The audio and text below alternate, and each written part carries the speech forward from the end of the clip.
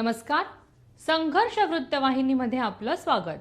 घेऊया ठाणे आणि आसपासच्या परिसरामधील घडणाऱ्या महत्त्वाच्या घडामोडींचा आढावा.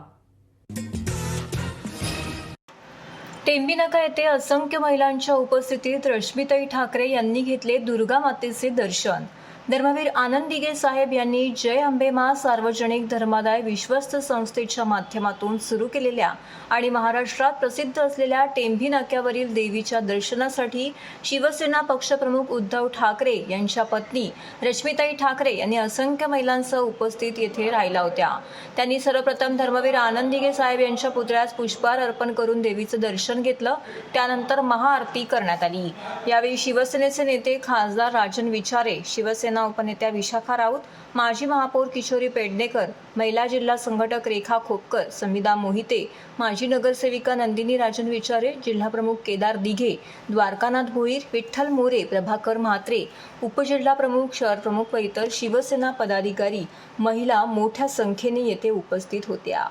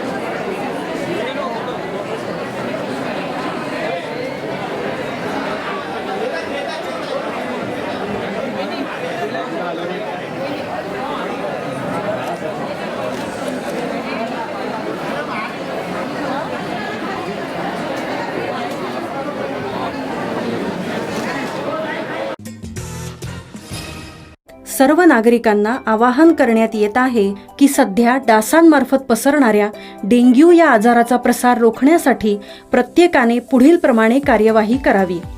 डेंग्यू आजार एडिस इजिप्ती हा डास चावल्याने होतो. या डासांची पैदास साचलेल्या किंवा साचवलेल्या स्वच्छ पाण्यामध्ये होते. 8 दिवसांपेक्षा जास्त दिवस पाणी उघडे व साचून राहिल्यास त्यात डास अंडी घालतात. अंड्यांच्या अळ्या तयार होऊन पुढे डास तयार होतात. यासाठी आपल्या घरातील पाणीसाठे उदाहरणार्थ बॅरल्स, पिंपे, टाक्या, हौद, रांजणे इत्यादी दर आठवड्याला रिकामे करून घासून पुसून कोरडे करून पुन्हा भरावे. 1 दिवस कोरडा दिवस म्हणून पाळावा. पाणी साठ्यांना घट्ट झाकणे बसवावीत किंवा जुनी साडी, चादर, धोतर यांनी बांधून झाकून ठेवावीत, म्हणजे डास त्यात जाऊन अंडी घालणार नाहीत. घराच्या गच्चीवर, आजूबाजूला, अंगणात कोठेही पाणी साचू देऊ नये. भंगार सामान उघड्यावर टाकू नये. उदाहरणार्थ टायर्स, प्लास्टिक सामान, कुंड्या, टाकाऊ वस्तू इत्यादी. अशा सामानात पावसाचे पाणी साठून त्यात डेंग्यूच्या डासांची पैदास होते. घरातील कूलर्स, फ्रीजच्या पाठीमागील ट्रे हे देखील वेळोवेळी कोरडे करावेत. लक्षात ठेवा, नुसत्या फवारणीने डास घनता कमी होत नाही, तर त्यासाठी डास पैदास ठिकाणे नष्ट करणे ही आपल्या सर्वांची जबाबदारी आहे. कोणताही ताप अंगावर न काढता जवळच्या शासकीय रुग्णालयात मोफत औषधोपचार घ्या. अशा प्रकारे नागरिकांनी सहकार्य केल्यास डेंग्यूचा प्रसार रोखणे सहज शक्य आहे.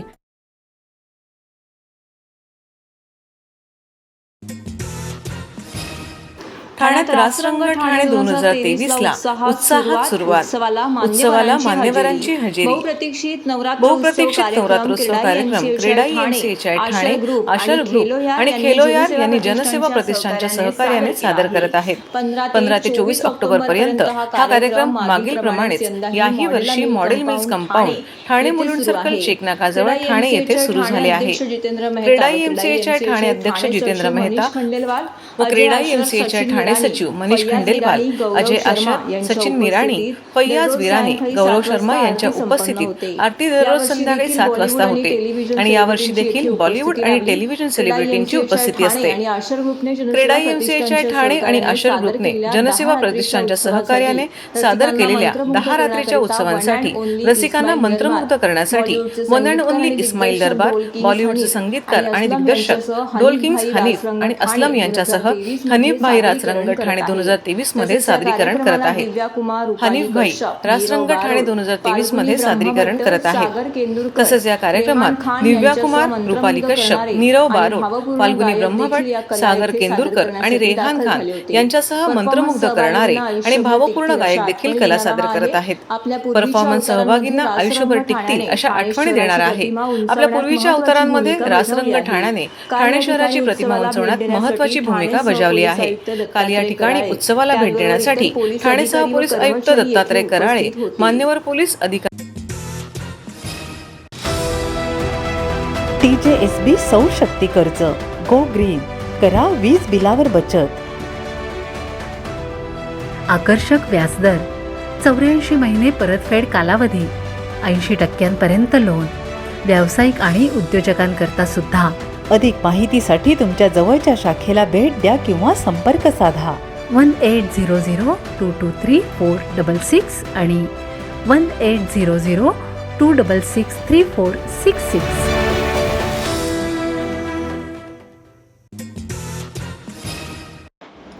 आता घरबसल्या करा सोसायटी संबंधित तक्रार. गृहनिर्माण सोसायट्यांसाठी सहकार संवाद तक्रार निवारण पोर्टल. महाराष्ट्र गृहनिर्माण महासंघाचा पुढाकार. सहकारी गृहनिर्माण संस्थांचे पदाधिकारी व सभासद यांच्या विविध तक्रारींचे निवारण करण्यासाठी आता धावाधाव करण्याची गरज नाही. महाराष्ट्र राज्य गृहनिर्माण महासंघाने गृहनिर्माण सोसायट्यांसाठी सहकार संवाद तक्रार निवारण ऑनलाईन पोर्टल सुरू केला आहे. या तक्रार निवारण पोर्टलचे लोकार्पण नुकतंच राज्याचे सहकार मंत्री दिलीप वळसे पाटील यांनी केलं. या पोर्टलवर तक्रार केल्यानंतर त्याचे तात्काळ निवारण होणार असल्यामुळे सोसायट्यांनी सहकार संवाद या पोर्टलवरती तक्रार करण्याचं आवाहन महाराष्ट्र राज्य सरकारी गृहनिर्माण महासंघाचे अध्यक्ष सीताराम राणे यांनी पत्रकार परिषदेत केलं. याप्रसंगी नवी मुंबई फेडरेशनचे सरचिटणीस भास्कर म्हात्रे व अन्य पदाधिकारी येथे उपस्थित होते. सहकारी गृहनिर्माण सोसायट्या म्हटल्या की कार्यकारी समिती आणि सदस्यांमध्ये वादविवाद हे आलेच.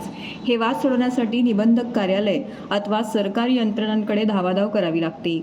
आजकालच्या धकाधकीच्या जीवनात वेळेचे गणित जुळत नसल्याने अनेक जण तक्रारी करण्यास टाळाटाळ करतात. त्यामुळे दिरंगाईमुळे वाद चिघळून न्याय मिळण्यास विलंब होतो. ही बाब लक्षात घेऊन गृहनिर्माण महासंघाने पुढाकार घेऊन गृहनिर्माण सोसायट्यांसाठी सहकार संवाद तक्रार निवारण पोर्टल सुरू केला आहे. आमची संस्था आमचे प्रश्न या टॅगलाईन अंतर्गत या संकेतस्थळाच्या माध्यमातून सहकारी गृहनिर्माण संस्थांचे प्रश्न 24 तासांच्या आत निवारण करण्यात येणार आहे. तक्रारदाराने पोर्टलवर जाऊन तक्रार नोंदवताच संबंधित विभाग या तक्रारीची दखल घेईल. तक्रार प्राप्त होताच तक्रारदार व्यक्तीला SMS द्वारे किंवा ईमेलद्वारे ID वरती संदेश पाठवला जाईल. पुढील कारवाईसाठी तक्रार संबंधित विभागातील अधिकाऱ्यांना पाठवली जाईल. अधिकाऱ्यांकडून वेळेत तक्रार निवारण न झाल्यास पुन्हा त्या तक्रारीचा आढावा घेऊन संबंधित अधिकाऱ्यांशी व्यक्तिशः संपर्क साधण्याची सुविधा उपलब्ध करून दिली जाईल. तरीही तक्रारीचे समाधानकारक उत्तर न मिळाल्यास अपील करता येईल. तसेच असं यावेळी सीताराम राणे यांनी सांगितलं आहे. सहकार संवाद नावाचं हे पोर्टल आहे. शासनाच्या वतीने महाराष्ट्र राज्य गृहनिर्माण महासंघाने ते तयार केलेलं आहे आणि मागच्या शुक्रवारी माननीय सहकार मंत्री दिलीप वळसे पाटील साहेबांनी त्याचं उद्घाटन केलेलं आहे. या पोर्टलच्या माध्यमातून सगळ्या प्रकारच्या गृहनिर्माण संस्थांच्या तक्रारी तुम्हाला करता येतील. 27 प्रकारच्या तक्रारी आहेत. त्यामधल्या कुठल्याही प्रकारची तक्रार तुम्ही करू शकता. मात्र या पोर्टलच्या माध्यमातून तक्रारदाराला अपील करता येणार नाही, तक्रार करता येईल. ही तक्रार महाराष्ट्रातल्या कुठल्याही विभागातून कुठल्याही विभागासाठी करता येईल. उदाहरणार्थ जर रत्नागिरीत एखादा ठाण्यातला राहणारा माणूस आता रत्नागिरीला आहे आणि त्यांना ठाण्यातल्या सोसायटीची तक्रार करायची आहे, तर तो रत्नागिरीतून ठाण्याची तक्रार करू शकतो. ठाण्यातल्या विभाग ज्या विभागाची संबंधित आहे त्या विभागाकडे ती तक्रार पोर्टलद्वारे जाईल. त्या अधिकाऱ्याने त्या तक्रारीचं उत्तर 24 तासात संबंधित तक्रारदाराला द्यायचं आहे. त्यामुळे या तक्रारीचं असं काही नाही, ठाण्यातली तक्रार अख्ख्या महाराष्ट्रातली कुठलीही तक्रार करू शकतो. मग कोण करू शकतो? एक तर सोसायटी करू शकते सभासदाच्या विरोधात, किंवा सभासद सोसायटीच्या विरोधात करू शकतात. त्याच्या व्यतिरिक्त थर्ड पार्टी इथे तक्रार करू शकणार नाही. ती तक्रार सोसायटीच्या संबंधात असावी, सोसायटीच्या कामकाजाविषयी असावी किंवा कायद्याच्या संदर्भात असावी, आणि ते करण्याचे अधिकार सोसायटीच्या सभासदाला किंवा सोसायटीच्या पदाधिकाऱ्यांना आहेत. दुसरा कुणी व्यक्ती तक्रार करू शकणार नाही. एक. दुसरं की या तक्रारीत दिलेलं अधिकाऱ्याने दिलेलं उत्तर तक्रारदाराला जर पटलं नाही, त्याला ते योग्य वाटलं नाही, तर त्याच्या विरोधात तो संबंधित अधिकाऱ्याकडे अपील करू शकतो.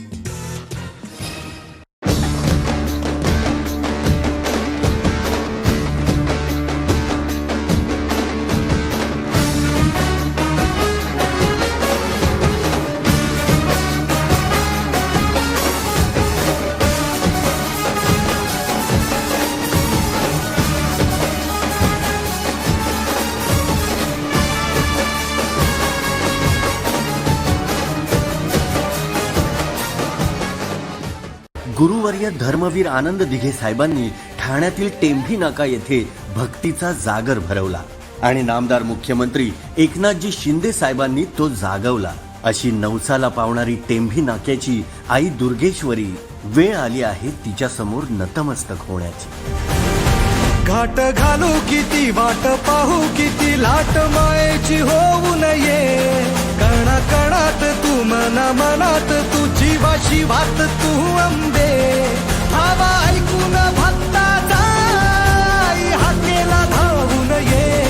ओढ साठली डोळ्यात मन भेटीला तू रहे. तुला पाहू किती गुण गाऊ किती, तुला पाहू किती गुण गाऊ किती. तुझ्या पायाशी आम्हा राहू दे आई जगदंबे. आई जगदंबे, आई जगदंबे, आई जगदंबे.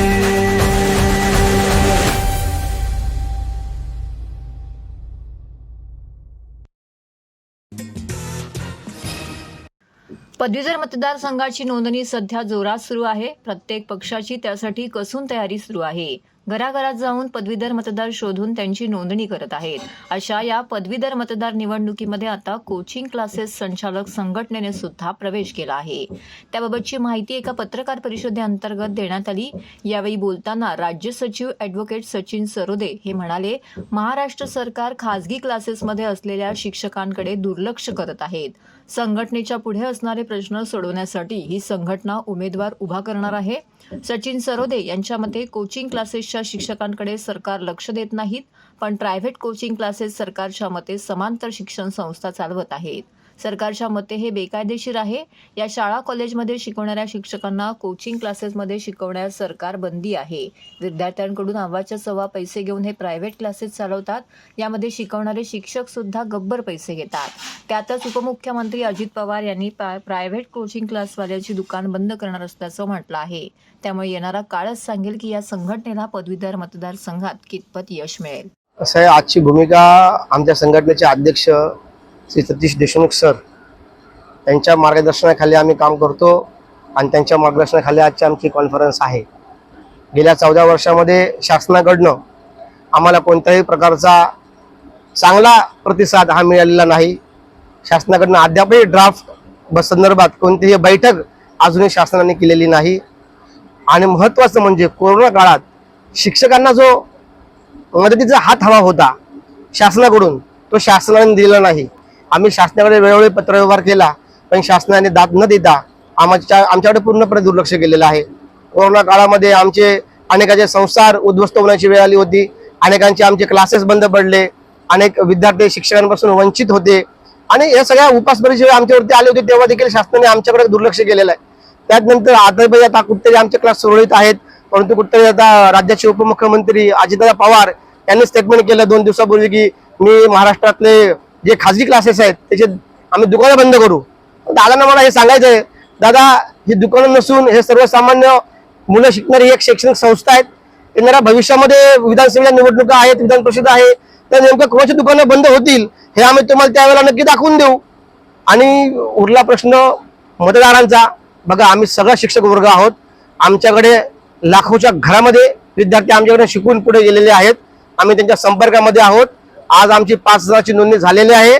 आमच्या संघटनेचे अध्यक्ष स्वतः कोकणामधले आहेत.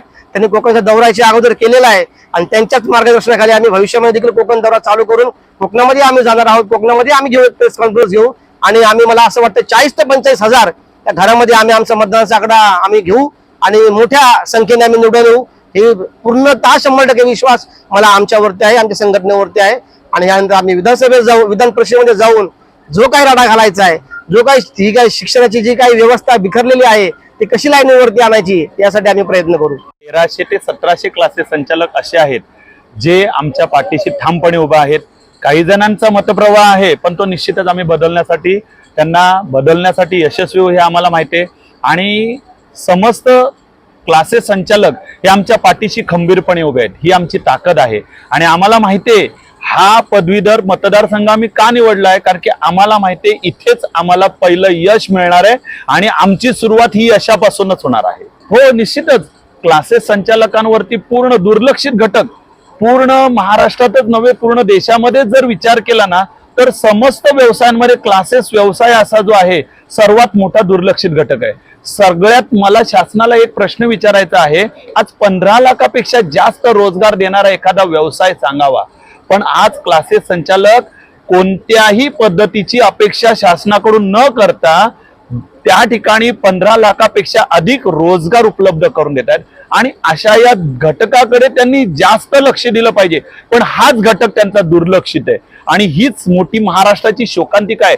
ज्योतिबा फुलेंनी सांगितलेली सुरुवात ही शिक्षणाची खरी सुरुवात क्लासेस संचालकांनी केलेली आहे. आज त्यांनी त्यांच्या वैयक्तिक कुटुंबाकडे दुर्लक्ष करून स्वतःच्या मुलाबाळांकडे दुर्लक्ष करून क्लासेस व्यवसायाकडे जास्त लक्ष देऊन विद्यार्थ्याचं भविष्य कसं घडेल याच्यासाठी प्रयत्न केलेले आहे. मित्र, तुम्हाला मला एक गोष्ट सुद्धा सांगावीशी वाटते की हा क्लासेस संचालक किंबहुना क्लासेसच्या पुढे जाऊन एखाद्या विद्यार्थ्याचा रोजगाराचा प्रश्न असेल तर त्याच्यासाठी सुद्धा तो धडपडत असो. मग मला हा प्रश्न पडतोय की जर आम्ही अशा वैयक्तिक पद्धतीने सहकार्य करू शकतो तर आम्हाला जर अधिकार पत्र मिळाले तर आम्ही निश्चितच या विद्यार्थ्यांचं भवितव्य खऱ्या अर्थाने घडू ही आम्हाला शाश्वती आहे. कारण की अनेक असे पदवीधर जो मतदार आहे तो पदवीधर मतदार बेरोजगार आहे आणि या बेरोजगारांना खरा रोजगार देण्याचं कार्य हा त्यांच्याशी निगडीत असलेला विषय म्हणजे क्लासेस संचालक आहे. तर हे होतं संघर्ष वृत्तवाहिनीचं आजचं बातमीपत्र. उद्या पुन्हा भेटू याच वेळी याच ठिकाणी ताज्या घडामोडींसह. तोपर्यंत नमस्कार.